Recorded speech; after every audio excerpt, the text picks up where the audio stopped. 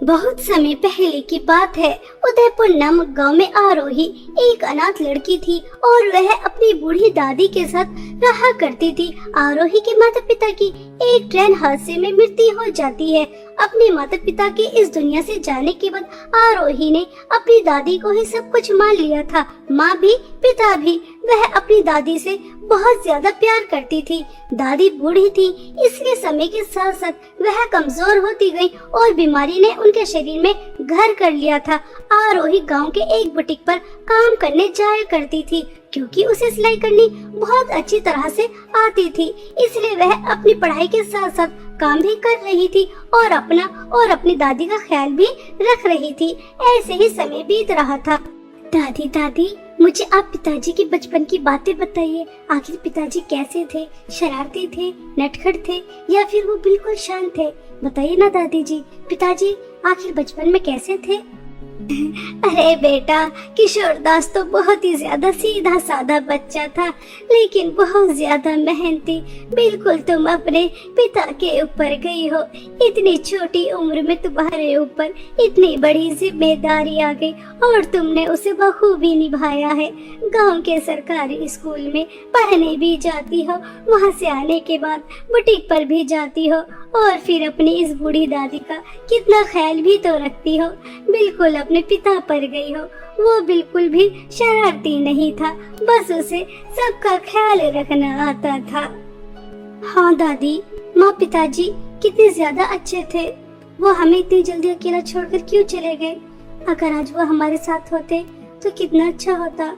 दादी दादी दादी, आपको क्या हो गया? मैं आपसे बातें कर रही हूँ। दादी, आप मेरी बातें क्यों नहीं सुन रही? दादी दादी, अपनी आंखें खोलिए। दादी, क्या हुआ? आरोही की दादी उससे बातें करते करते बेहोश हो जाती हैं। आरोही अपनी दादी को इस हाल में देखकर बहुत ज्यादा घबरा जाती है और वह तुरंत उन्हें हॉस्पिटल लेकर जाती है। डॉक्टर दादी के सारे चेकअप करने के बाद डॉक्टर जैसे ही बाहर आती हैं तो आरोही डॉक्टर से कहती है, डॉक्टर बताइए ना, मेरी दादी ठीक तो हो जाएंगी ना? वो ठीक तो है ना? प्लीज मुझे उनसे मिलने दीजिए। मेरी दादी को क्या हुआ? आज से पहले तो उनके साथ कभी ऐसा नहीं हुआ।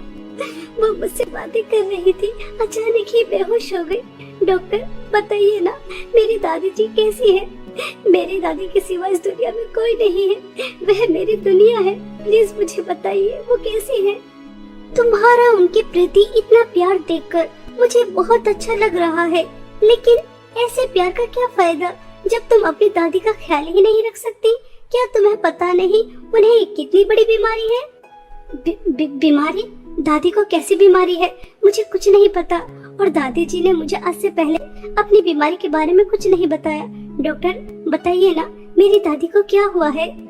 देखो आरोही, मुझे तुम्हें बताते हुए बहुत अफसोस हो रहा है, लेकिन तुम्हें नहीं बताऊंगी तो किसे बताऊंगी? तुम्हारी दादी को इलाज की बहुत ज्यादा जरूरत है, क्योंकि उन्हें कैंसर है और उनका ऑपरेशन होना बहुत ज्यादा जरूरी है। इसलिए तुम 2 लाख रुपए का बंदोबस्त कर लो। क्या पता ऑपरेशन के बाद हम तुम्हारी दादी को बचाने में कामयाब रहे, वरना हम कुछ नहीं कह सकते। 2 लाख रुपए मैं कहाँ से लेकर आऊंगी? डॉक्टर आप चिंता न करो, मैं मेरी दादी को बचाने के लिए रात दिन मेहनत करूंगी, घर भी बेच दूंगी, लेकिन मैं मेरी दादी को कुछ नहीं होने दूंगी। आप मेरी दादी के ऑपरेशन की तैयारियां कीजिए, मैं आपको 2 लाख रुपए दे दूंगी, आप चिंता न करो। ऐसा कहकर आरोही हॉस्पिटल से वापस आ जाती है, लेकिन वह अंदर ही अंदर बहुत ज्यादा परेशान थी कि वह इतनी जल्दी इतने सारे पैसों का बंदोबस्त कहां से करेगी। वह बहुत ही ज्यादा परेशान थी। तभी उसे अपनी बुटीक मालकिन की याद आती है। मुझे बुटीक मालकिन सरिता आंटी के पास जाना चाहिए, वह तो मुझे कितना ज्यादा पसंद करती हैं। जरूर मेरे मुसीबत के समय वह मेरे काम जरूर आएंगी। हाँ, यही सही रहेगा, मुझे उनके पास जाना चाहिए। ऐसा सोचकर आरोही अपने आंसू पहुंचकर बुटीक पर जाती है। आरोही को देखकर बुटीक मालकिन सरिता कहती है, आरोही तुमने तो आज की छुट्टी ली थी, तुमने तो कहा था कि तुम अपनी दादी को हॉस्पिटल लेकर जा रही हो, फिर यहाँ कैसे? सरिता आंटी, मैं आपके पास बहुत उम्मीद लेकर आई हूँ, मुझे निराश मत करना। आपको पता है मेरी दादी को कैंसर है और उनका ऑपरेशन होना बहुत ज्यादा जरूरी है। मुझे 2 लाख रुपए की बहुत ज्यादा जरूरत है। क्या आप मुझे उधार के तौर पर 2 लाख रुपए दे सकती हैं? मैं आपके यहाँ रात दिन सिलाई करूँगी और एक एक पाई पाई चुका दूंगी। आपको तो पता ही है मेरी दादी के सिवा मेरा इस दुनिया में कोई नहीं। प्लीज मना मत कीजिए, मुझे पैसे दे दीजिए। आरोही बेटा, तुम चिंता क्यों करती हो? मुझे तुम पर पूरा भरोसा है, लेकिन अभी मेरे पास तुम्हें देने के लिए पैसे नहीं है। लेकिन आज ही मुझे लहंगों का बहुत बड़ा ऑर्डर मिला है और तुम बहुत अच्छे लहंगे भी बनाती हो। अगर तुम यह ऑर्डर 4 दिन के अंदर अंदर पूरा कर देती हो तो हमें बहुत अच्छी रकम मिल जाएगी और तुम्हारी दादी का ऑपरेशन भी हो जाएगा। लेकिन यह ऑर्डर 4 दिन के अंदर अंदर पूरा हो जाना चाहिए। क्या तुम कर दोगी? सरिता आंटी, मैं आपका ये एहसान जिंदगी भर तक नहीं भूलूंगी और ये लहंगों का ऑर्डर मैं 4 दिन के अंदर अंदर पूरा कर दूंगी। रात दिन सिलाई करूंगी। आपका बहुत बहुत धन्यवाद मेरी मदद के लिए।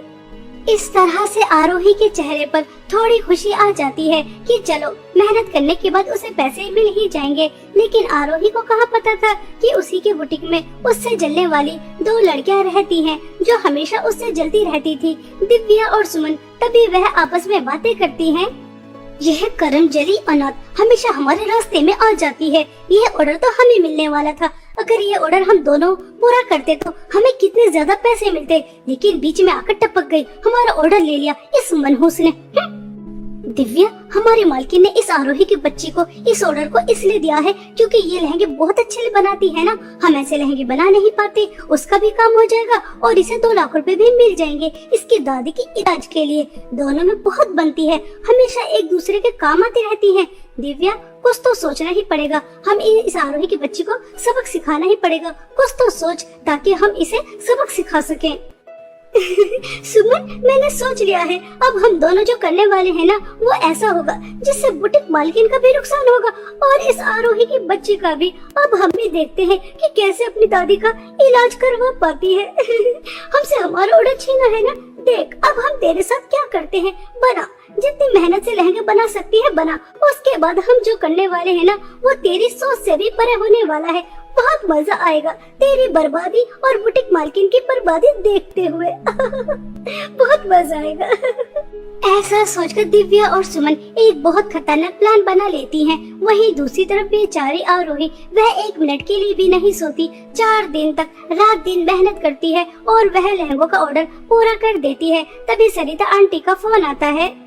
आरोही बेटा, तुम वह सभी लहंगे जो तुमने बनाए हैं वह शहर में लाला सेठ के यहाँ पर देकर आ जाओ और वो जो भी तुम्हें पैसे देंगे मुझे लाकर दे देना। ठीक है, संभल कर जाना। आरोही वह सभी लहंगे लेती है और शहर जाकर लाला सेठ के यहाँ पर देकर आ जाती है और लाला सेठ आरोही को जो भी लहंगों के पैसे देता है वह सभी लेकर शहर से वापस आ रही थी। तभी दिव्या और सुमन चोर का रूप लेती हैं और आरोही को रास्ते में ही रोक लेती है और उसे चाकू दिखाकर उससे सभी पैसे छीन लेती है और उसके बाद बेचारी आरोही की बहुत ज्यादा पिटाई भी करती है और सभी पैसे लेकर वहाँ से भाग जाती है। बेचारी आरोही वहीं बैठकर बहुत ज्यादा रोती है। अब मैं बुटीक मालकिन के पास क्या मुंह लेकर जाऊंगी? उसे क्या कहूंगी कि रास्ते में चोरों ने मुझसे पैसे छीन लिए? पता नहीं वो मेरी इस बात पर भरोसा करेंगी भी या नहीं। कहीं वो मुझे लालची न समझ ले। उन्होंने मेरे ऊपर भरोसा दिखाया और मुझे शहर भेजा। मैं क्या करूं? मुझे तो कुछ भी समझ में नहीं आ रहा।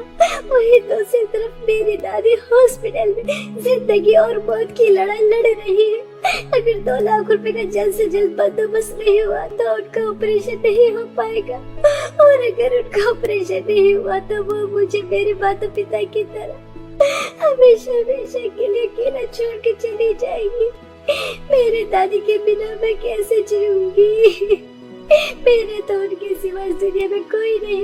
मैं क्या करूं?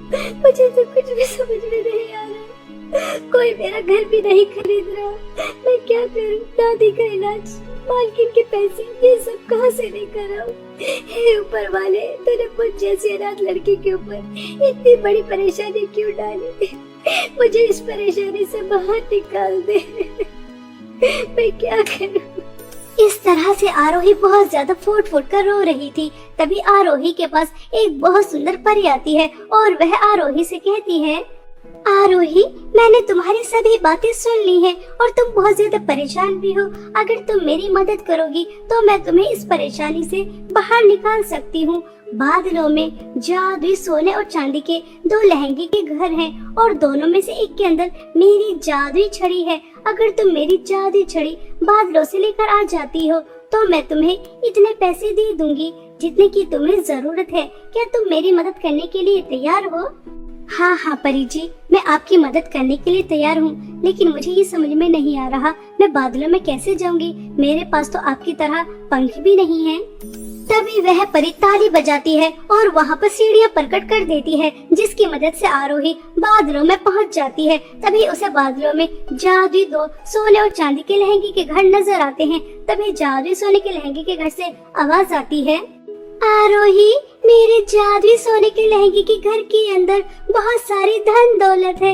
इतनी सारी धन दौलत कि जिंदगी भर तुम उसे खर्च नहीं कर पाओगी और सारी जिंदगी ऐश करोगी। मेरे घर के अंदर आओ और सारी धन दौलत अपने साथ ले जाओ।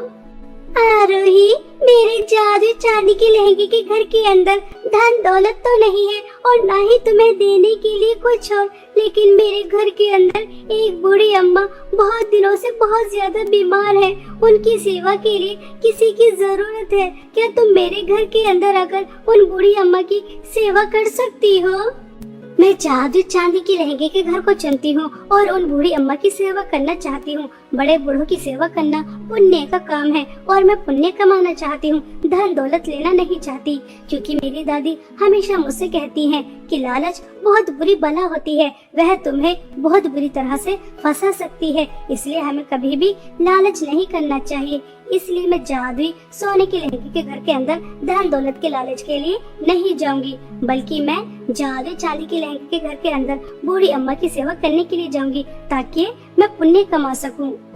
आरोही के इतना कहते ही जादुई सोने के लहंगे का घर अदृश्य हो जाता है और आरोही जादुई चांदी के लहंगे के घर के अंदर जाती है तो उसके अंदर कोई बूढ़ी औरत नहीं थी, बल्कि परी की जादुई छड़ी थी और वह उस जादुई छड़ी को सही सलामत परी के पास लेकर आ जाती है। तभी परी आरोही से कहती है, आरोही, मैं तो बस तुम्हारी परीक्षा ले रही थी कि तुम इतनी दुखी हो, इतनी परेशान हो, तुम्हें पैसों की इतनी ज्यादा जरूरत है कि तुम धन दौलत के लालच में आती हो या नहीं। लेकिन तुम तो बहुत अच्छी हो, तुमने इतने परेशानी में भी बुराई का रास्ता नहीं चुना, तुमने लालच नहीं किया। इसलिए बादलों का जादुई चांदी के लहंगे का घर आज से तुम्हारा है। तुम जादुई लहंगे के घर से जो भी कुछ मांगोगी हमेशा तुम्हें मिलता रहेगा।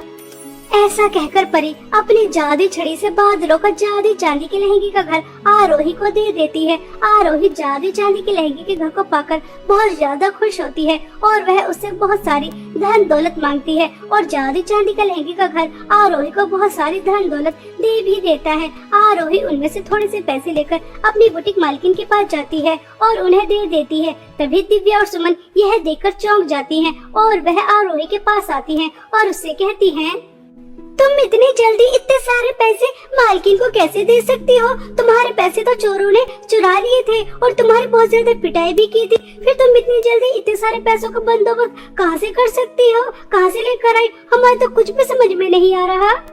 तुम्हारे कुछ समझ में आ रहा है या नहीं आ रहा, लेकिन अब मुझे सब समझ आ गया। वह चोर बनकर तुम्हें मेरे पास गई थी ना, और तुमने ही वह पैसे चुराए थे ना। तुम मुझे सरिता आंटी के सामने बदनाम करना चाहती थी ताकि मैं अपनी दादी का इलाज न करवा सकूं। तुम जैसी बुरी लड़कियां मैंने आज तक नहीं देखी। आज से पहले तुम मेरे साथ छोटी मोटी हरकतें करती रही, लेकिन मैं ये सब कुछ नजरअंदाज किया, लेकिन आज नहीं करूंगी। तुम्हें सबक सिखा कर ही रहूंगी।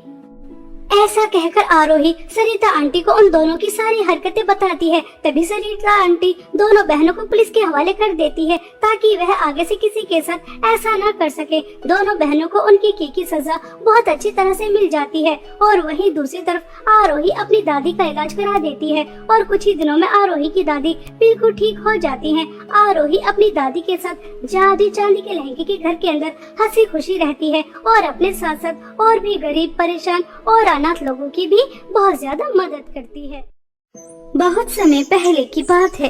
रामपुर नामक गांव में खुशबू और जूही दो बहनें अपने माता पिता के साथ रहा करती थी।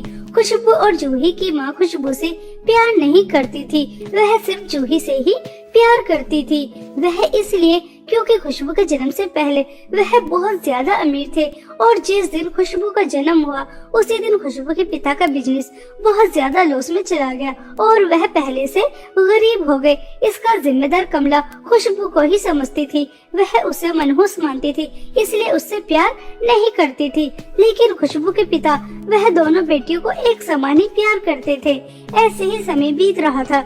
खुशबू का 15वां जन्मदिन आता है और वह खुशी खुशी अपनी माँ के पास आती है और उनसे कहती है, माँ, आज मेरा जन्मदिन है। मैं जानती हूँ कि आप मेरे इस दिन से खुश नहीं होती और मुझे विश भी नहीं करती। माँ, जो भी कुछ हुआ उसमें मेरी क्या गलती? आप वह सारी बातें भूल क्यों नहीं जाती? मैं तुझे अपनी बेटी नहीं मानती। जिस दिन तू इस दुनिया में आई थी और हम गरीब हुए, मैंने उसी दिन तुझे अपनी बेटी मानने से इनकार कर दिया।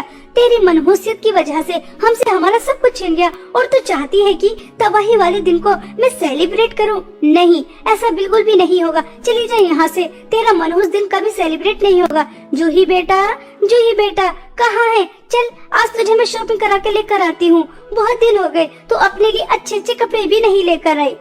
ऐसा कहकर कमला खुशबू के ही सामने जूही को इस तरह से आवाज लगाती है। तभी वहाँ पर खुशबू के पिता आ जाते हैं और वह कहते हैं, अरे भाग्यवान, आज तुम्हारी बेटा का जन्मदिन है। आज तो सारी कड़वाहट छोड़ दो। अगर तुम खुशबू को अपनी बेटी नहीं मानते तो मत मानो। मैं तो अपनी बेटा का जन्मदिन बहुत अच्छे से सेलिब्रेट करूंगा। खुशबू अपनी माँ के प्यार के लिए तरस रही थी, लेकिन उसे अपनी माँ का प्यार नहीं मिलता। लेकिन वह एक बात से खुश थी कि चलो, माँ का प्यार नहीं मिल रहा तो कोई बात नहीं, लेकिन उसके पिता तो उसके साथ हैं। इसलिए वह अपनी आंखों के आंसू पोंछती है और खुशी खुशी अपने पिता के साथ अपना जन्मदिन सेलिब्रेट करने के लिए रेस्टोरेंट में चली जाती है। वहाँ जाकर खुशबू के पिता खुशबू का जन्मदिन बहुत अच्छे से सेलिब्रेट करते हैं और वह सेलिब्रेट कर घर आ रहे थे। तभी रास्ते में खुशबू के पिता का एक्सीडेंट हो जाता है और उसी एक्सीडेंट में तुरंत ही उनकी मृत्यु हो जाती है। अपने पिता की मृत्यु के बाद खुशबू बहुत ज्यादा फूट फूट कर रोती है और जब इस बात की खबर कमला और जूही को लगती है तो वह भी दौड़ते हुए वहाँ पर आती हैं और कमला खुशबू की बहुत पिटाई करती है और उससे कहती है, मनहूस, भर गया तेरा पेट अपने पिता को खाकर। अगर अभी भी भूखी है तो मुझे भी खा ले, अपनी बहन को भी खा ले। तूने मेरा मुझसे सुहाग छीन लिया। अगर अपना जन्मदिन सेलिब्रेट नहीं करती तो मर तो नहीं जाती। मैंने पहले ही मना किया था कि तेरे कदम मनहूस है। पहले हमसे हमारा कारोबार छीन लिया और अब उसके बाद मेरी बेटी से उसके पिता और मुझसे मेरा पति। तो बेटी नहीं, डायन है, डायन। मेरी नजरों से दूर हो जा। मैं तेरी शक्ल भी देखना नहीं चाहती। चली जा यहाँ से। माँ, मैं आपके दुख को समझ सकती हूँ। वह सिर्फ जूही दीदी के पिता नहीं थे, मेरे भी पिता थे। मुझे भी उतना ही दुख हो रहा है जितना आपको हो रहा है। लेकिन पिताजी की मौत का जिम्मेदार आप मुझे तो मत समझिए। पिताजी की किस्मत में जो लिखा था वह उनके साथ हो गया। हम किसी की किस्मत को तो नहीं मिटा सकते। देखा मम्मी कैसे कह रही है कि पिताजी की किस्मत में मौत लिखी थी तो इसलिए उन्हें मौत आ गई। अब आप इस मनहूस को घर के अंदर मत आने देना, वरना पता नहीं अपनी मनहूसियत से आपको और मुझे और न खा ले। मुझे तो और जीना है। मैं इसकी मनहूसियत से मरना नहीं चाहती। हाँ बेटा, तू बिल्कुल सही कह रही है। देख खुशबू की बच्ची, मैं तुझे जन्म देकर बहुत ज्यादा पछता रही हूँ। तूने मेरा मुझसे सब कुछ छीन लिया। अब मैं और नुकसान बर्दाश्त नहीं कर सकती। इसलिए अपना काला साया लेकर हमारी जिंदगी से बहुत दूर चली जा और कभी लौटकर मत आना। अगर तूने एक पल के लिए भी मुझे अपनी माँ समझा होगा तो तू अपनी मनहूस शक्ल लेकर कभी नहीं आएगी। बहुत दूर चली जाएगी हमारी जिंदगी से। बेचारी खुशबू अपनी माँ की सारी बात मान लेती है और अपने पिता के अंतिम संस्कार में भी शामिल नहीं होती। वह दूर से खड़ी होकर देखती रहती है और अपनी माँ और बहन की जिंदगी से बहुत दूर जाने का फैसला कर लेती है और वह रोते हुए इस गांव को छोड़कर शहर जा रही थी। लेकिन उसके पास एक भी रुपया नहीं था। बेचारी खुशबू भूखी प्यासी खाली हाथ बस जंगल के रास्ते चले ही जा रही थी। इसी तरह खुशबू को चलते चलते 2 दिन हो जाते हैं। तभी वह थक हार कर एक पेड़ के नीचे बैठ जाती है और बहुत रोती है। मुझे लगा था कि माँ मुझे गुस्से में डांट रही है, जैसे ही उनका गुस्सा शांत होगा वह मुझे लेने आ जाएंगे, लेकिन शायद सच में वह मुझे मनहूस समझती है, पिताजी का कातिल समझती है। बचपन से लेकर आज तक माँ के प्यार के लिए तरस रही थी, लेकिन माँ बचपन वाला हादसा भूल ही नहीं पाई कि एक और हादसा हो गया। मेरी वजह से पिताजी भी इस दुनिया से चले गए। लगता है मैं सच में ही मनहूस हूँ। तभी तो मुझे अपना कहने वाला कोई नहीं, मुझे प्यार करने वाला कोई नहीं। मैं कहाँ जाऊँ, क्या करूँ, मुझे तो कुछ भी समझ में नहीं आ रहा। ऐसा सोचकर खुशबू बहुत रोती है। तभी खुशबू को किसी के चिल्लाने की आवाज आती है। यहाँ कोई है क्या? कोई मेरी आवाज सुन सकता है? मैं मुसीबत में हूँ, मेरी जान को खतरा है, कृपया करके मुझे बचाओ। कोई यहाँ मेरी आवाज सुन सकता है? मुझे बचाओ, मुझे बचाओ, मेरी जान खतरे में है। खुशबू यह आवाज सुन लेती है और वह तुरंत उस आवाज का पीछा करने के लिए जैसे ही दौड़ती है तो वह देखती है कि एक पिंजरे में बहुत सुंदर सुनहरी जल परी कैद थी। तभी वह उस सुनहरी जल परी के पास जाती है और उससे कहती है, जल परी सच में होती है? आज तक तो मैं सिर्फ किस्से कहानियों में ही सुनती आ रही हूँ कि जल परी भी होती है। हाँ, मैं सच में जल परी हूँ, लेकिन मेरे पास ज्यादा समय नहीं है, मैं मर जाऊंगी। कृपया करके जल्दी से यह जाल खोल दो ताकि मैं अपने जादुई सोने की नदी में जाकर सांस ले सकूं। आप चिंता ना करो, मैं अभी आपका यह जाल खोल देती हूँ। मैंने पढ़ा था कि जल परियां पानी के बाहर ज्यादा समय तक जिंदा नहीं रह सकती। आपकी जान को खतरा है, मैं अभी आपका ये जाल खोल देती हूँ। ऐसा कहकर खुशबू जैसे ही जाल खोलने के लिए हाथ आगे बढ़ाती है तो उसे बहुत तेज का करंट लगता है। तभी जल परी खुशबू से कहती है, लगता है उस दुष्ट जादूगरनी ने इस जाल पर हमारे जल परियों का मंत्र फूंक रखा है। तुम मेरे इस जाल को नहीं खोल सकती। यह जाल सिर्फ एक ही तरीके से खुल सकता है। यहाँ से कुछ दूर चलने के बाद तुम्हें जादुई 3 सोने की नदी नजर आएंगी और अगर तुम मेरी सौतेली माँ और सौतेली बहन के जादुई सोने की नदी से एक एक मटका जादुई सोने की नदी का पानी लेकर आ जाओगी और 3 बार यह मंत्र बोलोगी, ए जादुई सोने की नदी के पानी, यह सुंदर सुनहरी जल परी मुसीबत में है, इसे बाहर निकालो और तभी मैं इस कैद से आजाद हो जाऊंगी।